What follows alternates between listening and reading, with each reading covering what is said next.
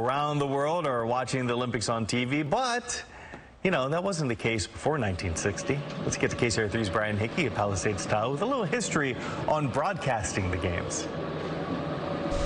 Well, let's just talk about what we just did. You just took a live picture from the top of Palisades Tahoe via the internet, a web camera. We're coming to you live via a backpack that's sending a picture out through the cellular network to bring you pictures of the mountain. Back in 1960, when they hosted the Olympics here at Squaw Valley, they didn't have any of that, now called Palisades Tahoe. So they were having to ski the film down the mountain for the first ever broadcast Winter Olympics. Squaw Valley, California, February 1960, the 8th Winter Olympic Games.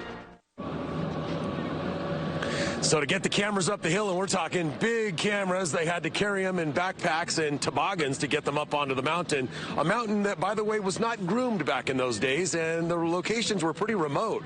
The games were broadcast on CBS in near real time as film was edited and broadcast as soon as it could be processed. One of the folks skiing that film down the mountain was a guy named Wes Schimmelpfennig, and he was a teenager from Oakland at the time and was hired by CBS to be a courier to gather film canisters from the mountain crew and then ski it down to the bottom where it could be processed and then broadcast. But it turns out that Wes wasn't exactly the best skier, and he got stuck on the mountain out in some bushes and caught up in bad snow. Somebody finally comes up to me and said, "Do you have any film in that backpack?" I said, "Yeah." He said, "You son of a gun." He said, "You have. We've been looking for that film all afternoon." You were gone that long? Pretty much. And so he said, "Give me that can of film and backpack it. Don't tell him you know how to ski anymore."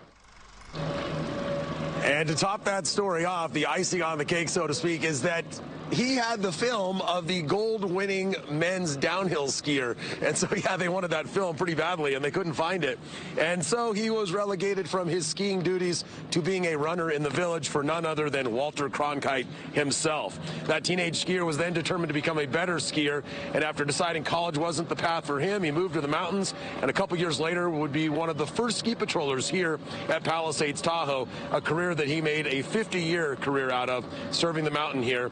And today he's just full of stories, loves to share his memorabilia. I could have sat there with that 1960s Olympic program and thumbed through that for hours. There's just so much history in there, and that's just part of the fabric of this mountain. And you never know who you're going to run into. Just a moment ago, a friend of mine, four-time Olympian and world champion Darren Rawls just walked by. So guess who I'm skiing with later today? Need to go stretch first. Oh, man, no pressure for you whatsoever, Brian. All right. Thanks so much, Brian.